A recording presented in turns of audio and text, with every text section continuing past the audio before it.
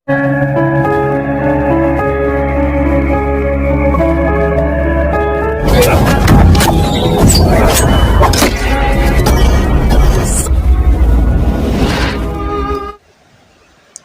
lagi sobat, melanjutkan kisah sepasang ular naga di satu sarang untuk sobat semua. Selamat menikmati. Salam sejahtera dan bahagia untuk Anda sekeluarga. Pada episode sebelumnya dikisahkan Empu Badatu pergi ke Maibit, ingin menemui Linggopati. Ia menyamar sebagai seorang saudagar kaya yang ingin membeli besi aji di Maibit. Ia berada di sekitar padepokan lama Linggopati. Bagaimana kisah selanjutnya?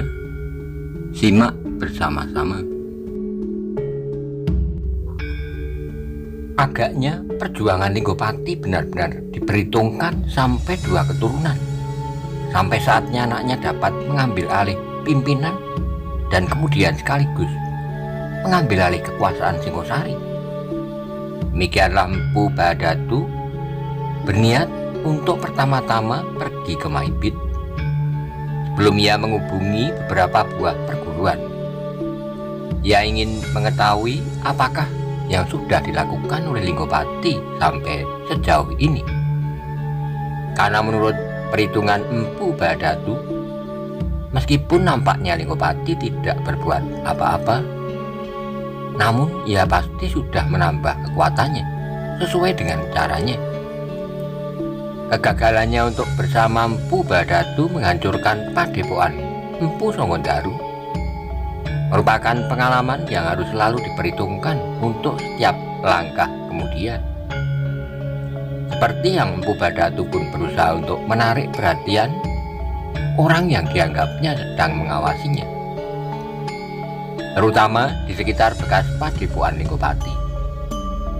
Bekas padepokannya yang tertua dan bekas padepokannya yang baru, yang ditinggalkannya setelah ia gagal menghancurkan padepokan Empu Songondaru.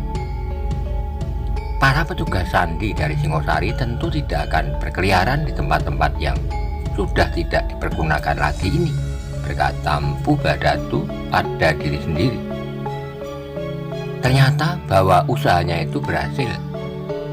Agaknya salah seorang petugas sandi dari Maibit telah melihatnya dan menyampaikan kepada Linggopati yang tempatnya tidak diketahui oleh Empu Badatu. Linggopati yang mendapat laporan bahwa Empu Badatu berada di Maibit segera mengambil sikap sebelum ia menjumpainya. Maka seperti yang pernah dilakukannya, tanpa tahu Empu Badatu, Linggopati sendiri telah mengamatinya. "Ia kali ini seorang diri," berkata Linggopati pada pengawalnya yang melihat Empu Badatu pertama kali. "Ya, sejak aku menjumpainya, ia memang hanya seorang diri. Ia tentu ingin bertemu dengan aku. Ya, bawalah ia ke Bangsal 3. Aku akan berada di sana. Aku tidak akan menerimanya di padepokan, karena aku masih belum dapat mempercayainya sepenuhnya. Ia sampai hati menghancurkan saudara kandungnya sendiri, meskipun gagal, apalagi terhadap orang lain." Pengawal Linggopati mengangguk. Ia pun minta diri untuk membawa Empu Badatu ke bangsal yang ditandainya dengan urutan 3. Empu Badatu sama sekali tidak menunjukkan keraguan-raguan. Ia pun segera mengikuti orang yang mengajaknya menuju ke pinggir kota, ke sebuah rumah yang tidak begitu besar meskipun nampak terawat rapi. "Bagus sekali," desis Empu Badatu. "Rumah siapakah ini?" "Salah sebuah rumah Linggopati." Empu Badatu mengangguk-angguk. Ia tidak bertanya lebih jauh. Jawaban orang itu tentu jawaban yang sebenarnya, meskipun ia tahu bahwa rumah Linggopati tentu lebih dari 10 buah. Tidak seorang pun mengetahui di suatu saat ia sedang berada di mana. Belum lagi terhitung padepokannya.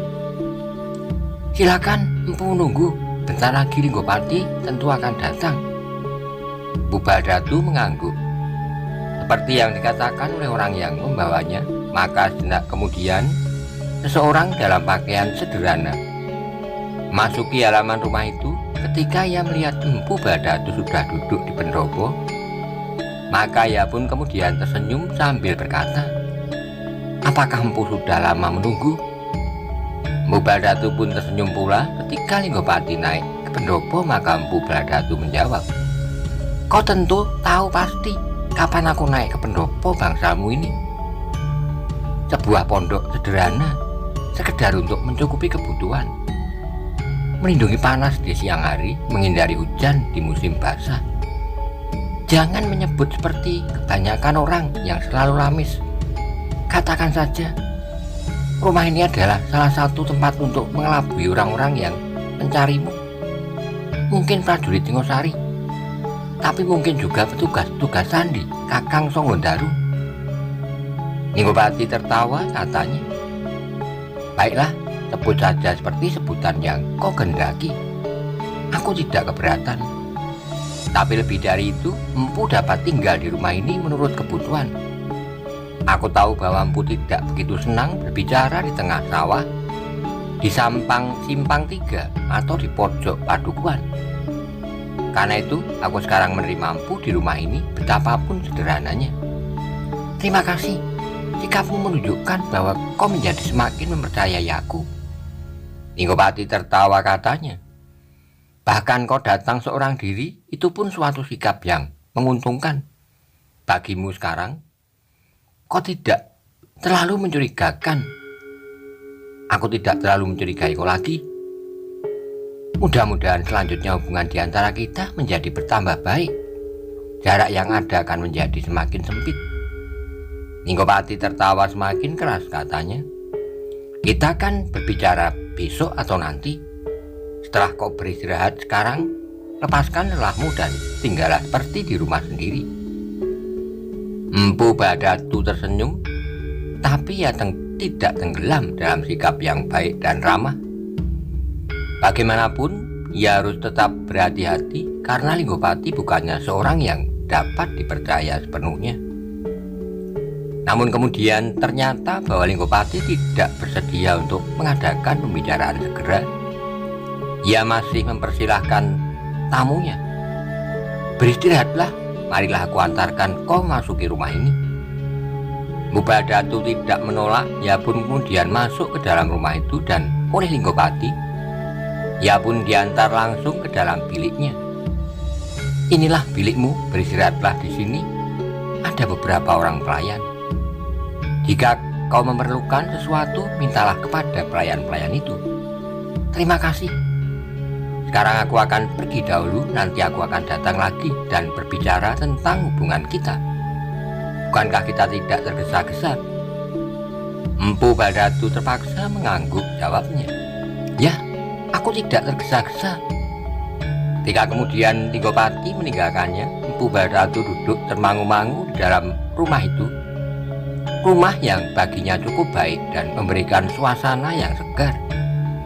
Di halaman pohon bunga tumbuh dengan suburnya, sementara beberapa buah sangkar tergantung di batang pohon-pohon yang rendah. Empu Bharadatu mengurutkan keningnya ketika seorang pelayan datang kepadanya sambil membawa minuman panas dan beberapa potong makanan. Ia meletakkan minuman dan makanan itu di amben ruang tengah.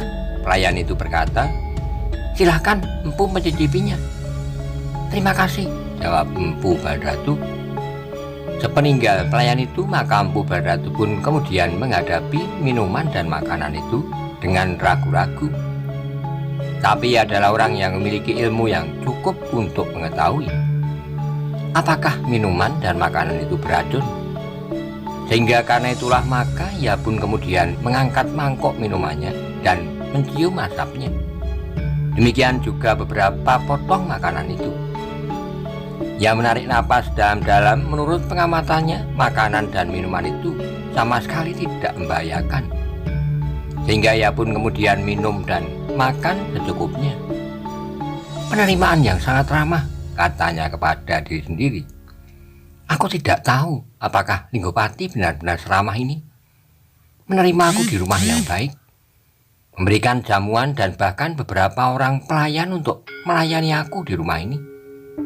Mudah-mudahan setelah melampaui malam pertama, aku masih akan dapat bangun dan melihat matahari terbit. Oleh berbagai macam pikiran itulah, maka ketika kemudian malam tiba, Empu Bharadatu justru menjadi semakin berhati-hati. Ia tidak segera melepaskan pakaiannya dan berbaring di pembaringan dalam biliknya. Apakah Linggopati tidak akan datang berbicara malam ini? Ia bertanya kepada diri sendiri.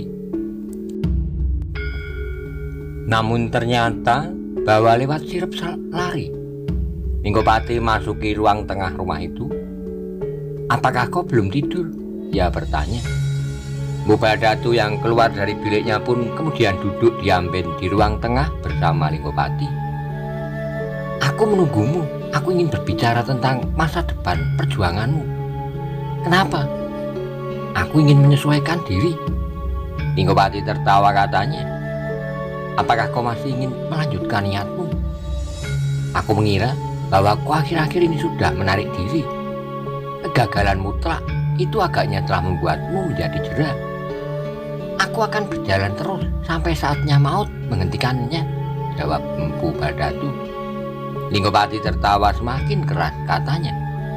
Kau memang keras hati, tapi hanya orang-orang yang keras hati yang pada suatu saat dapat mencapai cita-citanya. Mereka yang mudah patah di tengah tidak akan dapat berbuat sesuatu bagi masa depan. Jangan memuji, aku ingin bertanya, bagaimanakah dengan kau sekarang?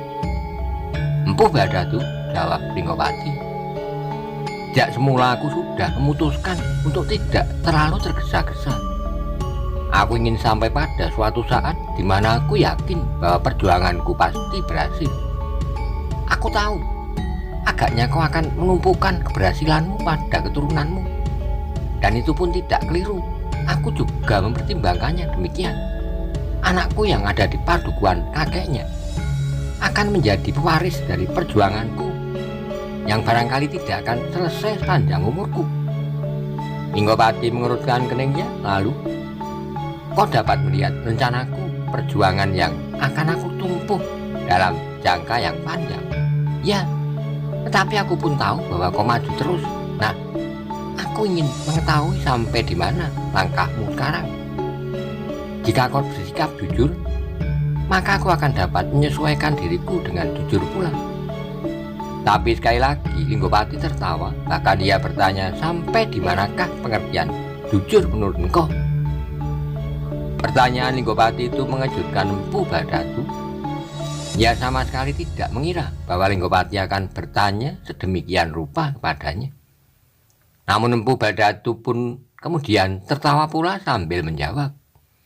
Kau memang penuh prasangka, tapi baiklah, aku mengartikannya dengan pengertian yang aku kehendaki. Jujur maksudku mengatakan sesuai dengan kenyataannya. Linggopati tertawa semakin keras, jawabnya. Jadi aku harus mengatakan kepadamu bahwa aku mempunyai kekuatan yang besarnya hampir sebesar kekuatan Singosari di kota raja, ditambah dengan 4 daerah yang diperintah oleh 4 orang aku, pengaruh yang besar dari salah seorang pendukungku di seluruh daerah pantai utara, dan yang mulai aku rintis adalah pengaruh yang tidak dapat dicegah lagi di istana Singosari sendiri. Empu Bharadatu mengerutkan keningnya, namun ia pun kemudian tertawa, katanya. Apakah kau sudah mengatakannya dengan jujur? Linggopati tidak dapat menahan gelak ketawanya, jawabnya. Aku sudah mengatakan jujur, sejujurnya. Tinggal hatimu sendiri. Jika kau percaya kepadaku, kau tentu tidak akan curiga, dan kau akan menganggap aku benar-benar jujur. Tapi jika kau menaruh curiga dan tidak percaya, kau akan menganggapku tidak jujur. Empu Bharadatu mengangguk-angguk, katanya. Baiklah, agaknya perjalananku tidak berhasil. Kau masih tetap menganggap penting untuk merahasiakan kekuatanmu yang sebenarnya. Meskipun demikian, aku pernah mendapat keterangan bahwa kau memang sudah berhasil mempengaruhi seorang aku untuk ikut serta dalam gerakanmu. Tidak hanya seorang, jawab Linggopati, tapi itu tergantung tanggapanmu. Ubadatu menarik napas dalam-dalam. Ia sadar bahwa Linggopati sengaja membuatnya kebingungan, sehingga ia tidak akan dapat mengambil kesimpulan yang benar terhadap ceritanya. Tetapi Empu, berkata Linggopati, jangan marah, aku memang tidak dapat memberimu kepuasan. Aku sudah mengatakan sesuai dengan kebenaran, tapi agaknya kau tidak percaya. Meskipun demikian, kau jangan marah. Aku masih mengharap engkau tinggal untuk beberapa saat lamanya di rumah ini. Terima kasih. Aku memang masih akan minta izin agar aku dapat tinggal untuk beberapa lamanya. Aku sedang dalam perjalanan dagangku. Aku sedang mencari barang-barang persiaji. Hei, Linggopati mengerutkan keningnya. Kau berkata sebenarnya? Ya, itulah penghidupanku sekarang di samping bertani. Murid-muridku bertambah banyak, sedang tanah persawahan kurang memberikan hasil yang baik. Dengan memperdagangkan pusaka, berupa apapun juga, ternyata aku mendapat keuntungan yang baik. Linggopati tertawa pula, justru semakin keras jawabnya.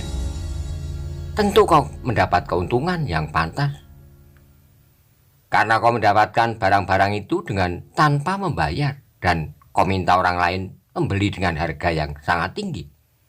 Bagaimana mungkin? Bertanya Empu Badatu. Kau datang kepada seorang yang memiliki pusaka yang berharga. Kau membelalakkan matamu sambil mengancam. Maka kau berhasil memiliki pusaka itu. Sedangkan di saat yang lain kau hentikan seorang saudagar di tengah jalan. Kau tunjukkan pusaka itu dan kau berikan harga di luar perhitungan nalar. Jika ia tidak mau membayar, kali ini juga membelalakkan matamu. Maka jual beli itu pun jadilah. Wajah Empu Badatu menjadi memerah sesaat, tapi ia masih mencoba tersenyum sambil berkata, sudahlah Linggopati, berhentilah menyinggung perasaanku.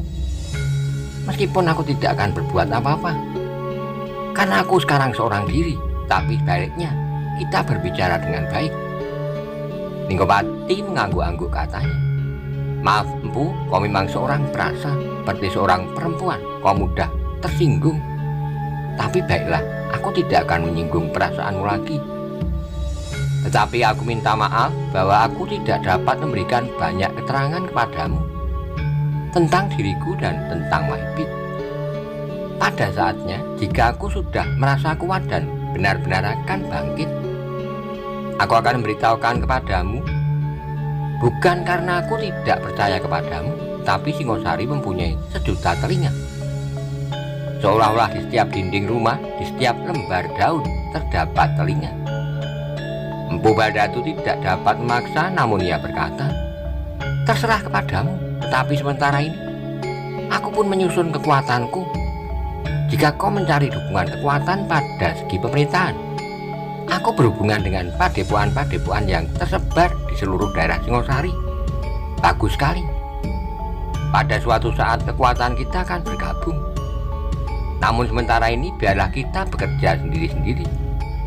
Mungkin hasilnya akan menjadi jauh lebih baik daripada jika kita mulai sekarang sudah saling memperhitungkan kekuatan di antara kita.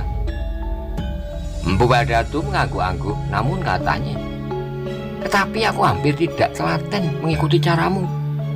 Mungkin kau meletakkan batas keberhasilanmu pada anakmu. Linggopati tertawa, dipandanginya Empu Badatu sejenak, lalu jawabnya, tepat Empu, bahkan aku tidak membatasi keberhasilanku pada keturunan pertama, mungkin kedua atau ketiga. Jika mungkin aku berhasil dalam segi penguasaan lahiriah, namun masih diperlakukan waktu untuk menguasai Singosari keseluruhan dalam arti mutlak, lahir dan batinnya, kekuasaan pemerintahnya dan penguasaan jiwanya. Empu Badatu menarik napas dalam-dalam. Ia sama sekali tidak mempunyai cara untuk mendesaknya. Bahkan seakan-akan ia sudah diharapkan pada suatu sikap bahwa Linggopati akan berjalan sendiri. Jika Empu Badatu ingin mengikutinya di belakang, maka Linggopati tidak berkeberatan, tetapi ia sama sekali tidak memberi kesempatan pada Empu Badatu untuk berjalan bersama di sisinya. Tapi Empu Badatu bukannya orang lemah hati, justru karena itu maka telah bangkit semacam janji di dalam hatinya. Jika aku dapat menunjukkan kekuatan, maka Linggopati tidak akan dapat menganggap aku sekedar sebagai seorang yang tidak berdaya, sekedar ingin menumpang mukti pada usahanya yang besar. Aku harus menunjukkan kepadanya bahwa aku adalah Empu Badatu yang agung dan dihormati. Namun Empu Badatu tidak mendesak lagi. Bahkan ketika kemudian Linggopati berbicara tentang hal yang lain, ia pun menganggapnya, ia tidak ingin dianggap seolah-olah dengan merintih mohon dibelas kasihani. Aku harus tidak mengacuhkannya lagi. Apa saja yang dilakukan oleh Linggopati, seperti Linggopati tidak mengacuhkan aku lagi, berkata Empu Badatu dalam hatinya. Benarnya lah karena Empu Badatu tidak mendesak sama sekali, Linggopati pun justru mulai membuat pertimbangan tersendiri. Ia mengharap Empu Badatu dengan gelisah mendesaknya dan memaksanya untuk mengatakan sesuatu, sementara ia harus tetap bertahan sambil tersenyum. Namun Linggopati pun mencoba untuk tidak menghiraukannya. Dicobanya untuk seakan-akan tidak ada sesuatu di dalam hatinya, berbicara tentang bermacam-macam hal yang tidak ada hubungannya dengan kunjungan Empu Badatu. Kedatanganku sama sekali tidak ada artinya, berkata Empu Badatu dalam hati. Tapi ia bertekad untuk melanjutkan perjalanannya menemui beberapa orang yang dikenalnya, tanpa menghiraukan lagi apakah ia seorang penjahat atau bukan.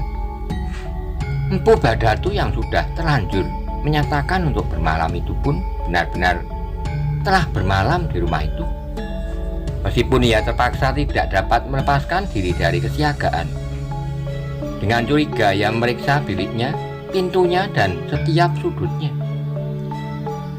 Dengan hati-hati pula ia memasang selarak dan perhatikan apakah selarak itu benar-benar dapat menahan pintu itu jika dibuka dari luar. Ketika ia yakin bahwa tidak ada yang mencurigakan, ia pun kemudian meneliti pembaringannya. Sambil menarik napas dalam-dalam, Empu Badatu pun kemudian membaringkan diri. Tapi senjatanya tidak juga terpisah dari sisinya. Empu Badatu bermalam tidak lebih dari semalam. Ia pun minta diri kepada Linggopati ketika matahari mulai terbit. "Sepagi ini, Empu?" bertanya Linggopati. "Ya, aku tidak boleh terlalu lama berada di sini." "Kenapa?" bertanya Linggopati. "Aku membuat kau sibuk. Semalam kau harus kembali persembunyianmu. Pagi-pagi ini kau harus datang lagi karena kau mempunyai seorang tamu di sini." Linggopati tertawa, jawabnya, "Itu sudah menjadi kewajibanku. Sebenarnya aku dapat saja tidur di sini tanpa rasa takut dan cemas. Justru di sini ada Empu Badatu, tidak ada orang yang akan dapat menggangguku, karena aku mempunyai seorang kawan yang dapat dipercaya." Empu Badatu tertawa, jawabnya, "Cerita yang menarik, tetapi ternyata bahwa kau tidak ada di rumah ini semalam." "Ya, dan bukankah Empu dapat tidur nyenyak?" "Ya, meskipun aku harus tetap berhati-hati. Jika pada suatu saat ada orang yang salah duga, orang yang sebenarnya mencarimu, tapi menemukan aku di sini." Linggopati tertawa, katanya kemudian, "Sebenarnya aku berharap Empu lebih lama berada di rumah ini. Suatu permintaan yang menyenangkan, meskipun sekedar memenuhi kelaziman. Maaf, aku harus meneruskan perjalanan." Linggopati tidak menahan Empu Badatu lebih lama. Ia tahu bahwa Empu Badatu telah menjadi kecewa, tapi ia tidak tahu pasti apakah yang sebenarnya tersimpan di dalam hatinya. Nampaknya Empu Badatu tidak mengacuhkannya lagi, tidak mengacuhkan persiapan-persiapan yang telah dilakukan. Apakah ia yakin pula akan kekuatannya? Pertanyaan itu pun mulai mengganggu Linggopati. Maka Linggopati pun mulai berpikir untuk mengetahui kekuatan Empu Bharadatu yang sebenarnya sebelum ia memperhitungkan langkah selanjutnya. Tapi Linggopati memang tidak tergesa-gesa. Ia memperhitungkan semua langkahnya dengan hati-hati dan hati yang jernih. Kematian adiknya merupakan pelajaran yang sangat berharga baginya, dan suatu noda hitam bagi perjuangannya yang panjang. Empu Bharadatu dan Linggopati saling menjajaki. Sementara itu, Empu Bharadatu mulai perjalanannya yang panjang, mengunjungi beberapa orang yang dikenalnya dalam dunia perguruan. Orang-orang yang tinggal di pertipuan terpencil dan seakan-akan telah menyediakan hidupnya bagi ilmu yang dibinanya. Ilmu yang dapat merubah tataran hidup manusia menghadapi alam di sekitarnya dan menghadapi manusia sendiri. Bagi mereka, ilmu kanuragan adalah segala-galanya.